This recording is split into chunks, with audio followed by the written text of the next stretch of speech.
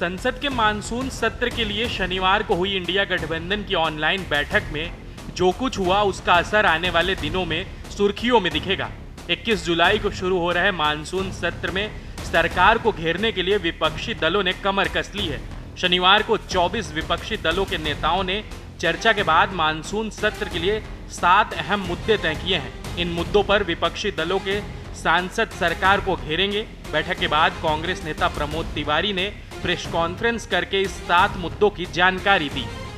लगभग अगर मैं कहूं तो 8 मुद्दे ऐसे हैं जिन्हें प्रमुखता से लिया गया है और इसका ये मतलब नहीं है कि सिर्फ ये 8 मुद्दे होंगे। इसके अलावा भी बहुत से मुद्दे क्षेत्रीय आधार पे, दलीय आधार पे, जनता की समस्या के आधार पर उठेंगे, पर सबने सर्वसम्मत से, एक मत से, सबको देश की चिंता और देश की हित के बारे में सोचते हुए सबसे ज्यादा अगर प्राथमिकता देने पर कोई मुद्दा आया है जिससे हम शुरुआत करें, सीधे 140 करोड़ देशवासियों के मान स्वाभिमान से जुड़ा हुआ है। वो कौन से 7 मुद्दे हैं हम आपको बता देते हैं। पहलगाम आतंकी हमला, ऑपरेशन सिंदूर, सीज फायर और ट्रंप के दावे, तीसरा SIR, विदेश नीति, परसीमन, दलित अल्पसंख्यक महिलाओं पर अत्याचार और आखिरी अहमदाबाद प्लेन हादसा। वहीं आगे राहुल गांधी ने कहा कि संसद सत्र के दौरान हमें एकजुट होकर प्राथमिकता से सारे मुद्दे उठाने हैं। हमें आपसी तालमेल का ध्यान रखना होगा। ऑपरेशन सिंदूर और सीज फायर को लेकर सरकार बहुत कुछ छुपा रही है। उद्धव ठाकरे ने सवाल उठाया कि पहलगाम के आतंकी कहां से आए और कहां गए। हमारा पूरी व्यवस्था नाकाम साबित हुई। शरद पवार समेत अन्य नेताओं ने भी खुफिया चूक पर चिंता जताई है। उमर अब्दुल्ला ने कहा कि खुफिया तंत्र की नाकामी के साथ जम्मू कश्मीर के पूर्ण राज्य का दर्जा का मुद्दा उठाया जाना चाहिए। इस पर सहमति बनी कि सत्र के दौरान पहलगाम आतंकी हमले और ऑपरेशन सिंदूर के साथ ही जम्मू कश्मीर के लिए पूर्ण राज्य के दर्जे की मांग की जाएगी।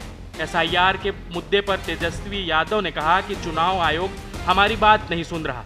बिहार में 4 करोड़ वोटर इससे प्रभावित हो रहे हैं। आधार कार्ड को लेकर चुनाव आयोग सुप्रीम कोर्ट की सलाह भी नहीं मान रहा।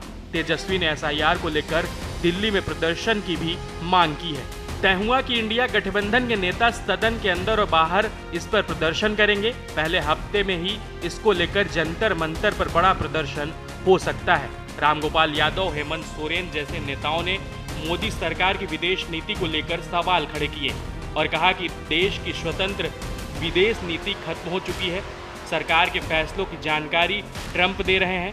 गाजा से लेकर चीन तक हमारी विदेश नीति नाकाम हो रही है। वहीं RSP ने सीज फायर को लेकर ट्रंप के दावे पर PM के बयान के लिए दबाव बनाने की मांग की। CPM महासचिव AM बेवी ने कहा कि संघवाद का मुद्दा उठाया और आरोप लगाया कि गैर BJP शासित राज्यों के साथ भेदभाव किया जा रहा है। वहीं डी राजा ने परोक्ष रूप से राहुल गांधी के उस बयान पर आपत्ति जताई जिसमें उन्होंने कहा कि केरल में CPM की विचारधारा को लेकर टिप्पणी की थी।